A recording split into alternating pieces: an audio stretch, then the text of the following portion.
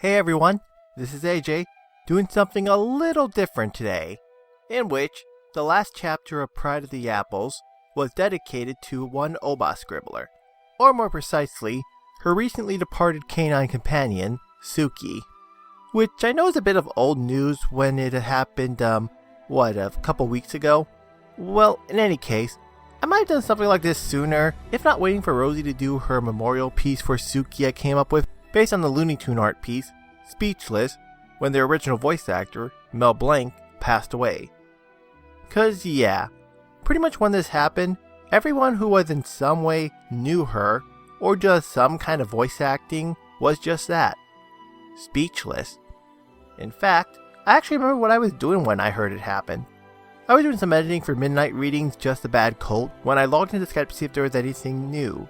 And on my Skype's homepage, it had said Scribbler had recently changed her stat post to My life, Suki died, do not bother me.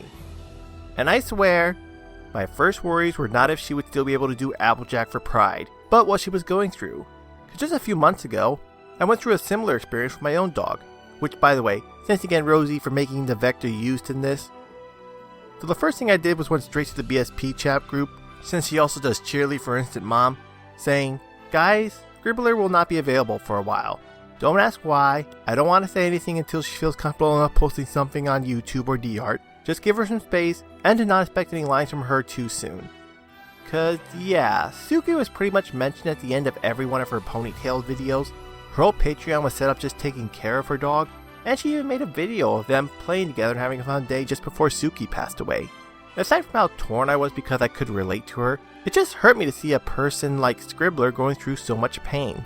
I mean, next to Rosie, I never met someone that is just so sweet and loving and pretty much everything a Brony and Pega's sister should be.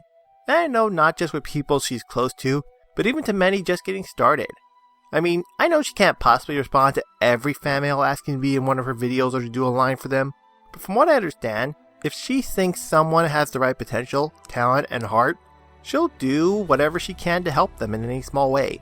Sometimes by just mentioning them at the end of one of her videos or blog posts. I myself was able to break my 100 sub mark when she, without having even commented on any of her videos prior, or had even gotten to her moment in my top 10 moment Dr. Wolf list, out of the blue, just mentioned it at the end of one of her ponytail reads along with a few other bronies just starting out, saying that, despite my poor audio quality at the time, it was really enjoyable, which to me, who was just starting out and, prior to Rosie, had no one in the YouTube community acknowledge my existence, that was possibly one of my greatest experiences in this fandom. It was beyond words, so yeah. Seeing her hurt so much, I really wish there was more I could do for her than just to make this, honestly. Heck, I'm sure if we could get away with it, we'd all probably just get her a new puppy or something. Back on topic. Like I said, I've been a fan of Scribblers for a while, and I think it was actually thanks to one of her ponytail readings that I realized I could practice my writing skills on fanfiction and YouTube. So, yeah. It just really got to me. Although just quickly for those of you wondering what this will mean for Pride, I don't know at the moment. I've tried to talk to her a few times after all this happened, but not too surprisingly, since I'm sure she's gotten hundreds of messages just within the first day on Skype alone, I haven't spoken with her. However, she did send in her line for Chapter 3 beforehand, so expect to have that chapter to come out sometime in June. To Scribbler herself, if you're watching, as I've stated, I know what you're going through, and I'd even be willing to admit your situation is a lot worse than mine. So, if you honestly don't want to be part of Pride of the Apples, or on that note since I have your attention, Instant Mom anymore, I will completely understand. Or if you still do but just need some more time, I'd be more than happy to put it off for another few months. Still need to get around to check the Part 2 auditions halves anyways.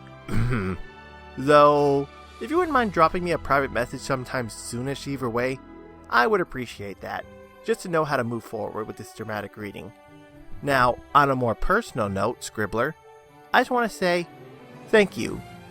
Just mentioning my top 10 with Dr. Wolf way back when, to giving my Everfree Northwest entry a better shot at by pre-reading it, although I suppose always better luck next year, and of course, to having voiced in some of my projects. And not just for me, I'm sure pretty much everyone in this community has, in one way or another, wants to know that we are here for you. and we're willing to do whatever we can to hopefully make you feel better and get you through this rough patch in your life. If it means more time or no longer taking part in some of our projects you originally dedicated yourself to, so please, do take care. We really hope you feel better. If we could, we'd all give you a hug, and we hope to hear from you soon. This is AJ, and I hope this video was worth your time.